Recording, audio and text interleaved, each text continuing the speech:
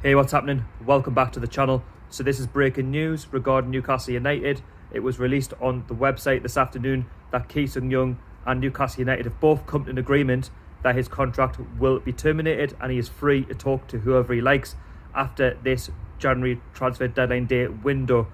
And I am hearing reports that Celtic and Swansea, who we used to play for, are in talks to sign him and get him playing more football, which in this case at Newcastle United he's been very unlucky because he's not really had the opportunities. You know, if you look at his record, he's only played 21 games and scored no goals since signing for Newcastle United under Rafa Benitez in the summer of 2018, and he knows now that he's really down the pecking order in terms of the central midfield role. It's an area where we're blessed. You know, we've got centre midfielders like John Joe Shelvey, Isaac Hayden, the Longstaffs who are, you know, playing regular games for Newcastle.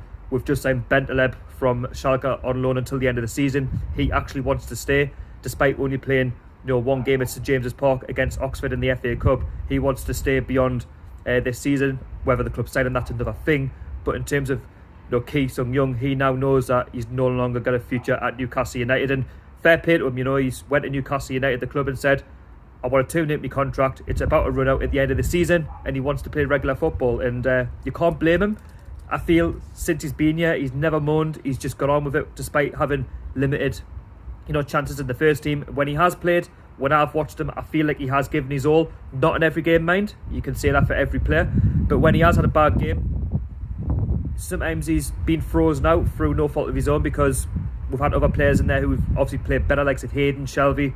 But all in all, when he's had a bad game, I don't just like to, you know, single out Sung-Yueng, because it's a squad game. If we play bad, I don't just like to blame the individual. It's the whole squad I blame, because, like I say, it's a squad that get with the results. If one player's off his game, that means the whole squad aren't really at it. And unfortunately for him, you know, he's had his injury concerns as well, which obviously haven't helped Newcastle United's cause, and that hasn't helped us in terms of you know, giving him games. And 21 games in the space of a year and a half at Newcastle, it's just not enough in my opinion. And it's only right that he moves on, he finds football, and I hope, you know, that he does find a club that is suitable for him.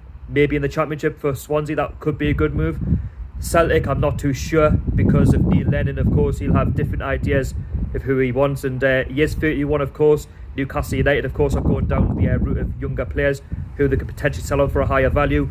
Don't forget, we did get Sung-Yueng from Swansea on a free in 2018, so we didn't actually pay for him. And with his contract running out at the end of the season, there's no real sell-on value for him in there. You don't blame him really for wanting to play football. I mean, if I was in Sung-Yueng's position, you know, he wants the games, and who can blame him for that? And listen, he said in his statement that he's gutted to be leaving. He's gave his absolute all, and I have to agree, I think he has, and he's always had a great attitude, not just, you know, on the pitch, but with the fans, doing everything in the community to, you know, get behind the supporters, and the supporters who back him on a match-by-match basis. And obviously he did play for Sunderland, but at the end of the day, it's, yes, we'll have rivalry with Sunderland, don't get us wrong, but when they're saying for Newcastle, like Danny Rose did yesterday, that could all be forgotten. And when you play for Newcastle and you give your absolute all and you try your very best, then that's all we expect. You know, we don't demand a team that wins, we demand a team that tries. And when he's played, I feel like he has tried in most games, but then again, we do lack a lot of quality. And from my point of view, in terms of the Newcastle fan, and probably all fans watching this right now, we just do want to wish him all the very best in terms of where he goes in his career. It is sad, but at the end of the day, he's not really played enough games, and when we need to trim the 25-man squad for potentially more incomings, I don't think there will be any more tonight, unfortunately.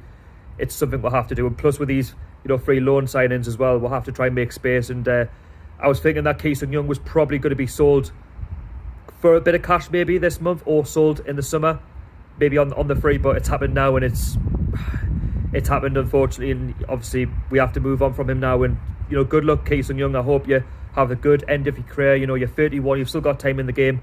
And yeah, let me know down below in the comments what you think about the news. Is it good or bad news? If you are new to this channel and you haven't seen me before, my name is Sharky. Please subscribe to the channel, hit the thumbs up, and yes, I'll see you all in the next one. Away the land.